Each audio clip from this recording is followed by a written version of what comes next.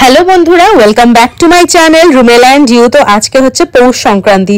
নিশ্চয়ই তোমাদের সবার বাড়িতেই পিঠা পুলি বিভিন্ন রকমের জিনিসটি আইটেম হয়, যেটা একটা নিয়ম হিসাবে সবার বাড়িতেই করে। তো দেখো, আজকে আমি বানাবো নারকেল ক্ষীরের পাটিসাপটা। তো তার আগেই প্রথম প্রস্তুতিতে নিয়ে নিলাম গোবিন্দভোগ চাল। সেটা ভিজিয়ে রেখেছিলাম দুধে প্রায় 3 ঘন্টা মতন। তারপরে চালটাকে হচ্ছে দুধ দিয়ে সুন্দর করে বেটে নিলাম। এই দেখো, গোলাটার মধ্যে দিয়ে দিলাম অল্প সুজি আর বেশ কিছুটা ময়দা মতন আর চিনি। এটা দিয়ে একটা ভালো করে মিক্স করে সুন্দর, আর হ্যাঁ, অল্প নুন দিয়েছি যাতে টেস্টটা বেশি ভালো হয়। কারণ জানো, মিষ্টি জিনিসে যদি অল্প একটু সামান্য পরিমাণে নুন দেওয়া যায়, একদম স্লাইট মতন, মিষ্টিটা আরো সুন্দরভাবে হয়। তো দিয়ে সুন্দর করে মিক্স করে নিলাম।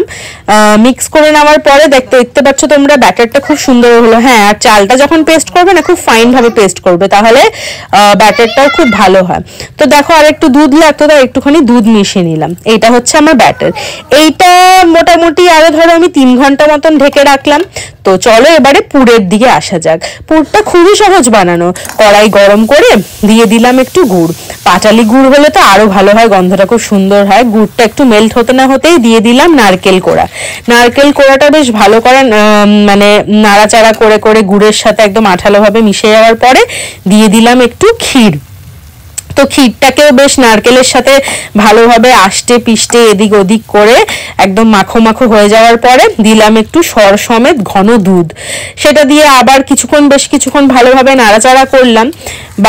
দেখতেই পাচ্ছ তোমরা, মনে হচ্ছে না এই পর্যাতেই খেয়ে নি, এমন বেশ সুন্দর একটা যা সুন্দর গন্ধ আসছিল না পাটালি গুড়ের। তারপরে এই দেখো, আবার একটু এলাচ থেতো করে নিচ্ছি। এলাচটা একদম ফাইন ডাস্ট মতন থেতো করে নেবে আর এখানে দিয়ে দেবে, তাতে না পুরের গন্ধটা বেশ সুন্দর হয়। পুরটা যখন একটু আঠালো মতন হয়ে আসবে, পুরটা নামিয়ে রেখে দেবো। বেশি আঠা না, অল্প আঠা। দেখো, এরপরে একটা বাটিতে অল্প হচ্ছে সাদা তেল আর একটু ঘি নিয়ে সেটাকে একটা তাওয়ার মধ্যে হচ্ছে ব্রাশ করার জন্য নিতে হবে।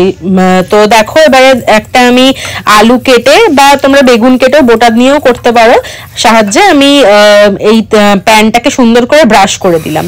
তারপরে যেই ডুবো হাতাগুলো আছে, গোলবাটির হাতা, সেইটা 1 হাতা মতন নিয়ে এরকম ভাবে এর মধ্যে দিয়ে ভালো করে সুন্দর করে স্প্রেড করে নিলাম।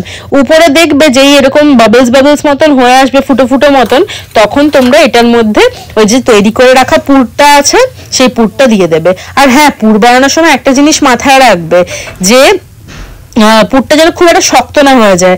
তোমরা, আমি হাত দিয়ে এটাকে প্লেস করে দেওয়ার পরে নিশ্চয়ই বুঝতে পারছো পুরের ইয়েটা কেমন।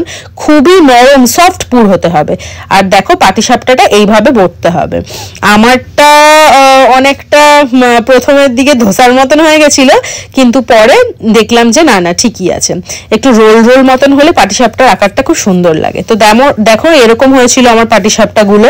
আর হ্যাঁ, এরকম সাদা ধবধবে পাটিসাপটা বানানোর ট্রিক্স একটাই, সেটা হচ্ছে চাল দিয়ে বানাতে হবে। বড়মশাই খেয়ে বললো দারুণ, ফাটাফাটি।